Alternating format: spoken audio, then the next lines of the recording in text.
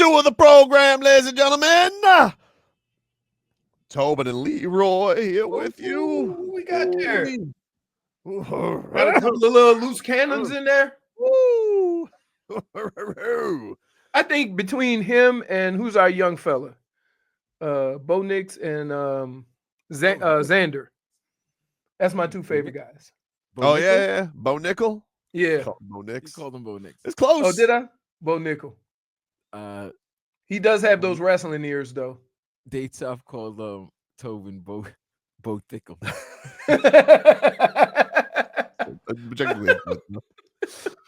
Headlines are brought to you by Doral Volkswagen. At Doral Volkswagen, choose from over 300 new Volkswagen models in stock, like the Tiguan, the Taos, and the Atlas. Remember, when it comes to Volkswagen, the great deals are at Doral Volkswagen. The Dolphins back on the practice field today, getting ready for the Las Vegas Raiders. They suck. Also awkward because, Leroy, do you recall this earlier in the year? Their head coach is Antonio Pierce. And, well, he does not believe the quarterback playing against him this week should be playing.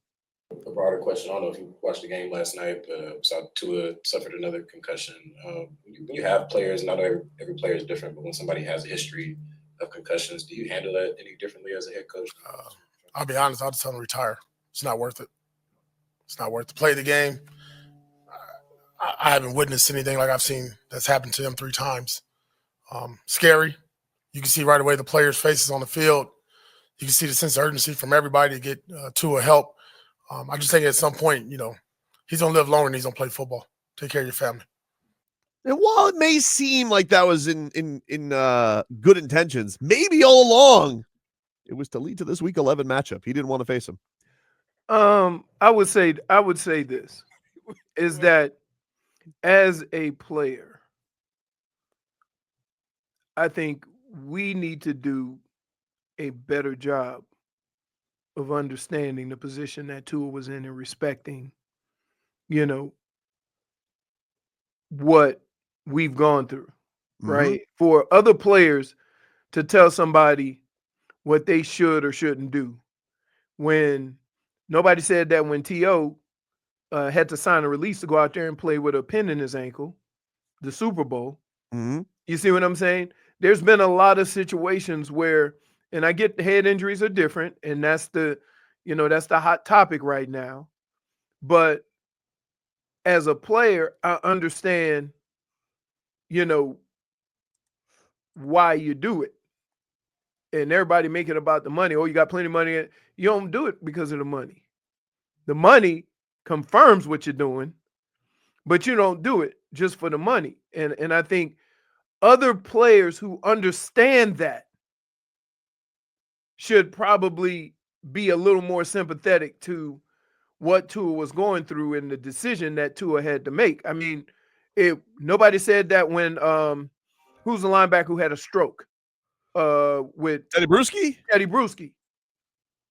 Okay? I think people did say that, actually. I think people did say that. Because he took the rest of that year off. He was back the next year. Yeah. So, but here's the deal, is that Teddy had medical professionals advising him, not other players.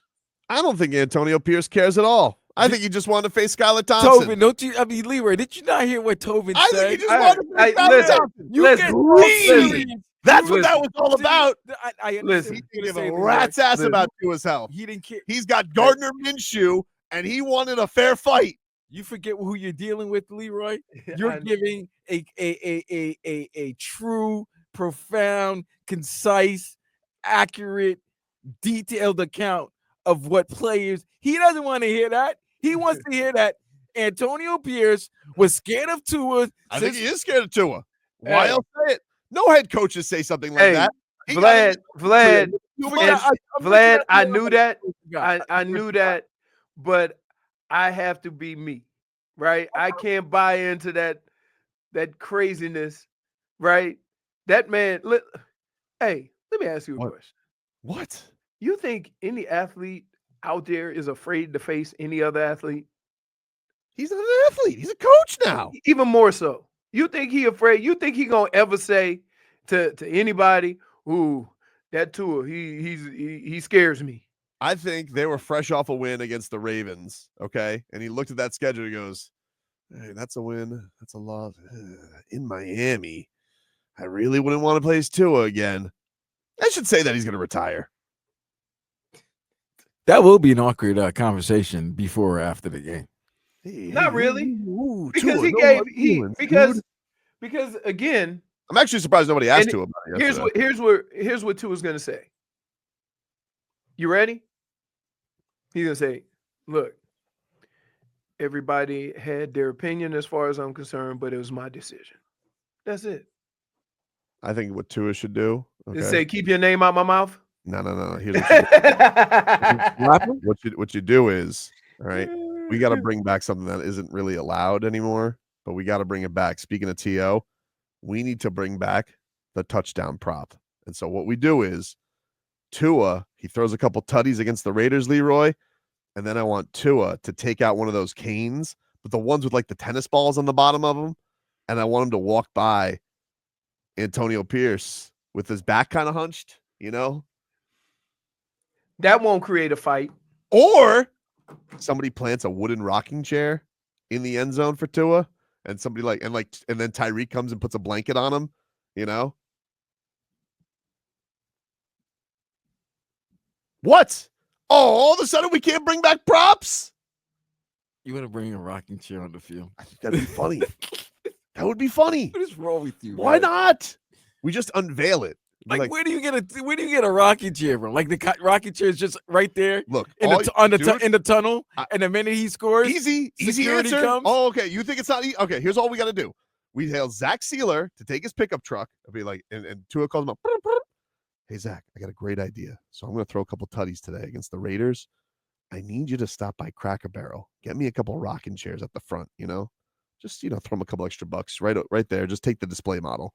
And then Sealer's like, I got you, Uno. So on his way to the stadium, he Mhm. stops by the Cracker Barrel right there off Sheridan, right there on Davie, right Gets himself by the 75. Mhm. And then he grabs himself two rocking chairs? Two rocking chairs, one for each end zone because you don't know what side you're going to be on. So you got one in each tunnel. One in each tunnel? Exactly. Okay, I'm with you. Let's go. Exactly. And so you plant them on each end zone. So after Tua throws his second tutty, he gets into the rocking chair, and then somebody throws a nice warm fleece on him as if he's taking a nap like an old man. Like he's And then Kevin Harlan's gonna be like, "What is this for?" And then they'll have to play Antonio Pierce's comments and be like, "I bet he feels a fool now." So they're gonna throw something over him like he the king of soul? Yeah, you got because the old you're gonna throw him like he James Brown? Well, the old love a blanket and rocker. So I just think that's what you need to do. Hey, you just need to borrow your rocker. Hey. That's right. Exactly.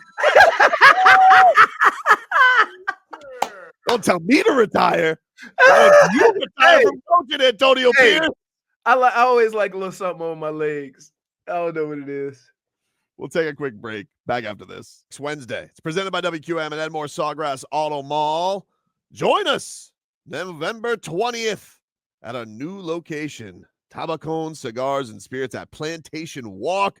You guys can enjoy a sample of Aberfeldy 12-year-old single malt Scotch whiskey and a cigar from Drew Estate. That is coming up next Wednesday, November 20th at Tabacón Cigars and Spirits at Plantation Walk. It's presented by Edmore Sawgrass Auto Mall, your 2023 Dealer of the Year. Sponsored by the main man. There's nobody to help you flip your biz and cash out big than the main man and the injury law firm of Cohen and Judah, where a partner handles every single case. Call 866-FAIR-FEE. We're on the case of the Dolphins trying to beat the soft allegations thrown out by one Deshon Elliott. Spelled You know what's crazy? Yep. I played for 3 different franchises. And although a couple of them didn't end the way I would have liked, I've never had anything bad to say. Right? Oh, about the teams you left? Or the people. Except for Cleveland. I never said the nothing. situation. The situation. The situation was bad. But not the people. But I never said nothing bad about even the owner or the coaches or whatever. Like, yeah, that sounds like hurt feelings. It does sound like hurt feelings. You know what I mean? It's like if you date somebody for a long period of time and then break up with them, and then all of a sudden you call them trash. Well, you were with them. Why were you with them so long then? Well, we're emotional people, Leroy. We got to get over the but hurt. I'm just saying that's not. He definitely went there's behind. Emotional and there's petty. He definitely if you went would have said that right after the season. Well, there's emotional petty too. All right, I got you, but you know what I'm saying. Like, no, I get what you're saying. You're right, but right. I'm just saying what's gonna happen is he's gonna, you know how it is. Philbin, they'll talk about it, and in another year or two, they'll take back the comments, especially if they're on the street and the Dolphins have a job opportunity. Oh yeah, you want to mend fences. But guess what? When players would do that, I'm like, don't come and dap me up before the game, right? Facts. Like you gonna trash with, like, you seem like you was having a good time. You was here till they cut you, or they traded you. So don't then all of a sudden want to trash the people that your boys that you was with. You know what I'm saying? Like he not only talking about the franchise, he talking about the players. The players. So he calling all the guys he was hanging out with, thick as thieves and whatever. He calling them soft. Typical rap behavior, dude. So yeah, but that's no. I ain't like that. Just sound. It sounds, while you trying to make your point, it makes you look worse because you got hurt feelings that you ain't there no more. That's what it sounds like. Here was the snowman, Javon Holland, who, by the way, has been playing through a broken hand and that's not tough. He's not tough though. He's not. He got a billy club. He's not tough. Javon Holland responding to the comments of his former meeting roommate, Deshon Elliott. And this is what the snowman had to say. I don't know if you've seen about this on social media, but a guy who was in your room last year, Deshon Elliott, said on a podcast, he said, the team I was on last year, the majority of the team were not mentally tough individuals. They were soft as bleak. Have you heard that he had made that comment? What's your reaction? Is there any truth to that? Yeah, I heard him make the comments. I saw the clip. I mean, honestly, man, if you want to call somebody out, go ahead and do it and drop names. But other than that, I mean, it's whatever makes you, whatever makes your boat float, whatever allows you to have, a good night of sleep. And as it is what it is. But if you're not naming nobody, you're not calling nobody out, then all the rest of the comments is just empty. He's just talking at that point. So, yeah, I wish nothing but the best for Deshon. He's having a great year. So I hope he continues that success. But other than that, I mean, that really don't mean nothing to me. So, man, that's it. See what I'm saying? Like, unless he gonna call somebody soft, which he ain't gonna do, then I'm like,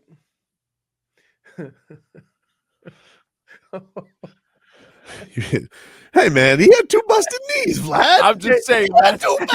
Last season.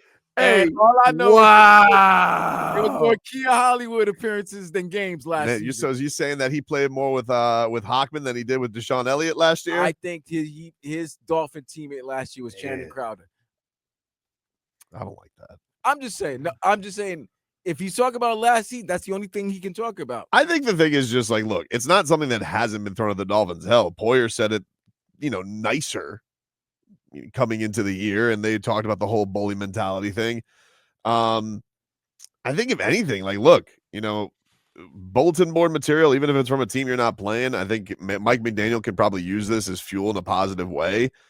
But I just thought it was just kind of sleazy. Like, it really, I told you what it was. It was like, first of all, you play on a team that's 2-7, right?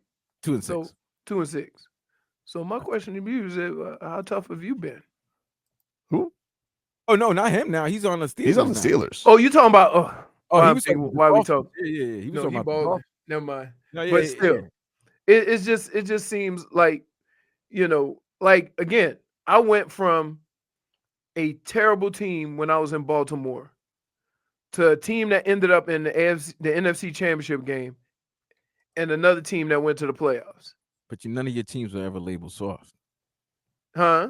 None of your teams were ever labeled soft. Whether it was the 15-1 Vikings, they might have had all the talent in the world, but they were never considered soft. Yeah. I think the one, And they would never consider soft, It's not even- soft. When you call somebody soft in sports, it's like when boxers. If a boxer calls another boxer soft, right? Like the job entails toughness. Mm-hmm. So I just think that to take that shot, pretty much, Javon said it the best, is that if you ain't gonna call nobody no names and just make just random, general comments, but right? Like you had to view the whole team. What do you think is the worst comment though? Like, is it the mentally soft thing, or is it him claiming that people checked out after the Titans lost? Like that the team kind of lacked. He didn't say lack, but he was basically like, it took the heart out of us after we lost that Titans game. Those things happen in sports. It's not a soft thing. You don't even realize it's happening when you just can't get rid of that. It's like, how long did it take the Canes to get over that Georgia Tech loss last year? Very clearly they did not. They haven't. You see what I'm saying? So, but what is there a label that the Canes are just dumb all of a sudden now? Like, no, there's no label. But here's what makes you soft. You can say what you want about soft or not. When a team run for 200 plus yards against you, that's not tough.